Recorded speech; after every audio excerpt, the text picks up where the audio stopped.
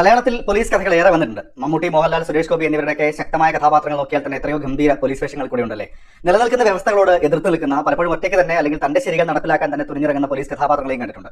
കാലത്തിനനുസരിച്ച് police കഥകളിലും police കഥാപാത്രങ്ങളിലും മാറ്റങ്ങൾ വന്നിട്ടുണ്ട്. പോലീസ് റിയലിസ്റ്റിക് സ്പേസിലേക്ക് വന്നു എന്ന് തന്നെയാണ് പ്രധാനം. ഈ അടുത്ത കാലത്ത് അങ്ങനെ വന്നതിൽ എന്നെ സംബന്ധിച്ച് ഇപ്പോഴും മനസ്സിൽ അതേപോലെ നിൽക്കുന്ന സിനിമകളിൽ ഒന്നാണ് നായാട്ട്. പോലീസ് ജീവിതങ്ങളും പോലീസ് കഥകളും ഒക്കെ മാറിയതിൽ ഇപ്പോഴുള്ള എഴുത്തുകാരിൽ പ്രധാനപ്പെട്ട ഒരാളാണ് ഷാഹി കബീർ. അദ്ദേഹം തിരക്കഥ എഴുതി, ജിത്തു അഷ്റഫ് സംവിധാനം ചെയ്ത് തിയേറ്ററിൽ വന്ന ഓഫീസർ ഓൺ ഡ്യൂട്ടി.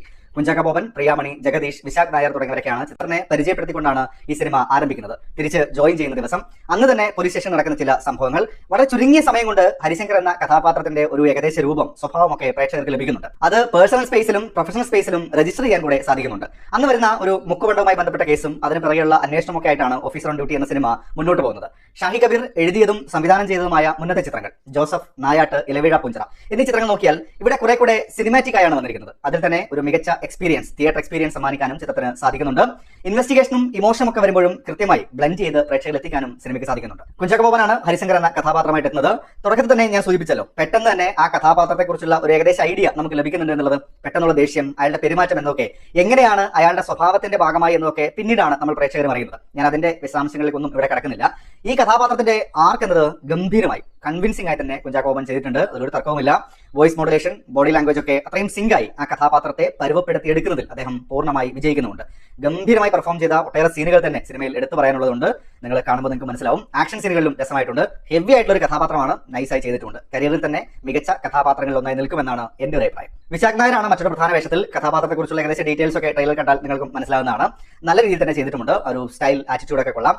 ഗ്യാങ്ങിലുള്ള മറ്റുള്ളവർ അഭിനയിക്കുകയാണ് എന്ന് നമുക്ക് തന്നെ തോന്നുന്ന വിധത്തിൽ പെർഫോം ചെയ്യുമ്പോൾ വിശാഖിന്റെ പ്രകടനമാണ് ആ സീനുകൾക്ക് ഒരു ഡെപ്ത് നൽകുന്നത്. അത് തീർച്ചയായും പരാമർശിക്കേണ്ടതാണ്. മൊത്തത്തിൽ അവിടേക്ക് ഒരു ടെറർ ഫീൽ കൊണ്ടുവരുന്നതിലും പ്രകടനത്തിലൂടെ വിശാഖിന് സാധിച്ചിട്ടുണ്ട്. കാഴ്ചക്കാരെയും ഒന്ന് ഡിസ്റ്റർബ് ചെയ്യുന്ന വിധത്തിൽ പെർഫോമൻസ് ലിഫ്റ്റ് ചെയ്തെടുക്കുന്നതും നമുക്ക് സിനിമയിൽ കാണാം. പ്രിയാമണിയാണ് ഹരിശങ്കറിന്റെ ഭാര്യ കഥാപാത്രമായിട്ട് എത്തുന്നത്. രണ്ടാം പകുതിയിലാണ് സ്ക്രീൻ സ്പേസ് നന്നായി തന്നെ ലഭിക്കുന്നത്. നന്നായി ചെയ്തിട്ടുണ്ട്. ജഗദീഷ്, മനോജ് കെയു എന്നിവരുടെ പ്രകടനങ്ങളും തീർച്ചയായും മെൻഷൻ ചെയ്യേണ്ടതാണ്. റംസാൻ മുഹമ്മദ്, ഉണ്ണി ലാലു, മീനാക്ഷി, രഘുനാഥ് പലേരി തുടങ്ങിയവരൊക്കെയാണ് ചിത്രത്തിൽ മറ്റ് പ്രധാന വേഷങ്ങൾ എത്തിയിരിക്കുന്നത്. ഈ സിനിമയുടെ സംവിധായകനും ഒരു പ്രധാന വേഷത്തിലെത്തിയിട്ടുണ്ട്. ഡിവൈഎസ്പി കഥാപാത്രമായിട്ട് എന്ന വ്യക്തിയും കൊള്ളാം. പ്രകടനത്തിനൊപ്പം തന്നെ പരാമർശിക്കേണ്ടതാണ് ടെക്നിക്കൽ ഡിപ്പാർട്ട്മെന്റ്, ജെയ്ക്സ് വിജയുടെ പശ്ചാത്തല സംഗീതം, പോലീസ് അന്വേഷണം, അതിലെ കണ്ടെത്തലുകൾ, സത്യങ്ങൾ, ഞെട്ടലുകൾ, വൈകാരിക നിമിഷങ്ങൾ, ഇങ്ങനെയുള്ള മൊമെന്റ്സ് ഒക്കെ വരുമ്പോൾ അതിന് ഒരു പടി കൂടെ മികച്ച രീതിയിൽ പ്രേക്ഷകരിൽ രജിസ്റ്റർ ചെയ്യുന്നതിൽ പശ്ചാത്തല സംഗീതം പ്രധാന പങ്ക് തന്നെ വഹിച്ചിട്ടുണ്ട്. റോബി രാജ് വർഗീസിന്റെ ഛായാഗ്രഹണം, ചമൻ ചാക്കോയുടെ എഡിറ്റിംഗ്, അത് പ്രത്യേകിച്ച് പറയേണ്ടത് ഈ ചേസിംഗ് സീനുകളിലും ആക്ഷൻ സീക്വൻസുകളിലുമാണ്. ഒരു റോ ഫീൽ നൽകുന്ന കാഴ്ചകളായി തന്നെ സ്ക്രീനിൽ വരുന്നുണ്ട്. മോർച്ചറിയിൽ വെച്ചുള്ള ആക്ഷൻ സീനുകളൊക്കെ കിട്ടലായിരുന്നു. അതുപോലെ ടെൻഷൻ വരുന്ന മൊമെന്റ്സ് ഒക്കെ വരുമ്പോൾ അതിന്റെ ഒരു ആംബിയൻസ് സിനിമ ക്രിയേറ്റ് ചെയ്തതും മികച്ച രീതിയിൽ തന്നെയാണ്. ഞാൻ സിനിമ കണ്ടത് അത്ര ഗംഭീരമായ ഒരു തിയേറ്റർ എക്സ്പീരിയൻസ് സമ്മാനിക്കുന്ന തിയേറ്ററിലൊന്നും അല്ല. ആ സാഹചര്യത്തിലും ചിത്രത്തിന്റെ സൗണ്ട് ഡിപ്പാർട്ട്മെന്റ് തീർച്ചയായും മെൻഷൻ ചെയ്യേണ്ടതാണ്. നേരത്തെ പറഞ്ഞ പോലെ ആംബിയൻസ് ക്രിയേറ്റ് ചെയ്യുന്നതിൽ ശബ്ദം അത്ര നന്നായി തന്നെ വന്നിട്ടുണ്ട്. നല്ല സൗണ്ട് സിസ്റ്റം ഒക്കെ ഉള്ള തിയേറ്റർ ആണെങ്കിൽ ശരിക്കും ഗംഭീര അനുഭവമാകും. ഒരു മുക്കുപടത്തിന്റെ പിറകെയുള്ള അന്വേഷണമായിട്ടാണ് സിനിമ തുടങ്ങുന്നത് ഞാൻ പറഞ്ഞല്ലോ. അതിന്റെ ഇടയിൽ പ്രധാന കഥാപാത്രത്തെക്കുറിച്ചും അയാളുടെ സാഹചര്യങ്ങളെയും ഒക്കെ എസ്റ്റാബ്ലിഷ് ചെയ്യുന്നുണ്ട്. ആദ്യ പകുതിയിൽ അത്രയും സ്മൂത്ത് ആയിട്ടാണ് പോകുന്നത്. ഒന്നിൽ നിന്നും മറ്റൊന്നിലേക്ക് പോകുന്നു, പുതിയ കഥാപാത്രങ്ങൾ വരുന്നു, ഈ കഥാപാത്രങ്ങളെ കുറിച്ച് നമ്മൾ കൂടുതലായിട്ട് അറിയുന്നു. ആ ഒരു ഒഴുക്ക് എസ്റ്റാബ്ലിഷ് ചെയ്തെടുക്കുന്നതിൽ സംവിധായകൻ ജിത്തു അഷ്റഫ് കൈയടി അർഹിക്കുന്നുണ്ട്. രണ്ടാം പകുതിയിലെത്തുമ്പോൾ ഉത്തരം കിട്ടാത്ത ചോദ്യങ്ങൾക്കൊപ്പം തന്നെ കുറച്ചുകൂടെ ഡിസ്റ്റർബിംഗ് ആയ കാഴ്ചകളിലേക്കൂടെ സിനിമ പോകുന്നുണ്ട്.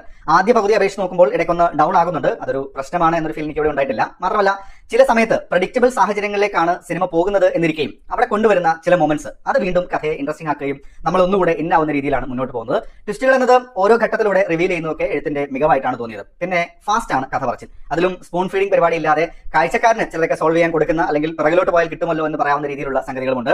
ഇതിൽ തന്നെ ഒരു വീഡിയോയുമായി ബന്ധപ്പെട്ട ഒരു സംഭവമുണ്ട്. അതിങ്ങനെ പലയിടത്തും അതിന്റെ റെഫറൻസ് ഒക്കെ വന്നു കഴിയുമ്പോൾ ഒരു ഘട്ടത്തിൽ എനിക്ക് തോന്നി ഇങ്ങനെ ഒരു മിസ്റ്റേക്ക് വരുമോ എന്നൊരു ചിന്തിച്ചിരുന്നു. പക്ഷേ വൈകാതെ അതിന്റെ സാധ്യത ഇതാണ് എന്നുള്ള ഹിന്റ് ഒക്കെ സിനിമ തന്നെ തരുന്നുണ്ട്. എഴുത്തിൽ അങ്ങനെ ഒരു സംഭവമൊക്കെ കൊണ്ടുവന്നത് കൊള്ളാം. ജിത്തു അഷ്റഫ് അതിനെ മികച്ച രീതിയിൽ തന്നെ എക്സിക്യൂട്ട് ചെയ്തിട്ടുണ്ട്. ഷാഹി കബീറിന്റെ മുന്നത്തെ ചിത്രങ്ങളെ കുറിച്ച് ഞാൻ സൂചിപ്പിച്ചല്ലോ. ആ സിനിമകളൊക്കെ നിങ്ങളും കണ്ടിട്ടുണ്ടാകും. അവിടെയൊക്കെ ഹോണ്ടിംഗ് ആയ രീതിയിൽ കഥാപാത്രങ്ങൾ വരുന്നുണ്ട്. ആ സിനിമകളൊക്കെ കണ്ട് വർഷങ്ങൾ കഴിയുമ്പോഴും ഓർക്കുന്നതിന് ഒരു കാരണം അതുകൂടെ ആയിരിക്കാം. ഓഫീസർ ഓൺ ഡ്യൂട്ടിയിൽ ഹരിശങ്കർ എന്ന കഥാപാത്രത്തിലൂടെയാകും ആ യാത്ര എന്നാണ് ഞാൻ ആദ്യം കരുതിയത്. പക്ഷേ ആ കഥാപാത്രത്തെ വിട്ട് ചില അവസ്ഥകൾ, സാഹചര്യങ്ങൾ, അതാണ് ഡിസ്റ്റർബിംഗ് എന്ന രീതിയിൽ എനിക്ക് അനുഭവപ്പെട്ടത്. കൂടുതൽ പറഞ്ഞ് സ്പോയിലർ ആക്കുന്നില്ല.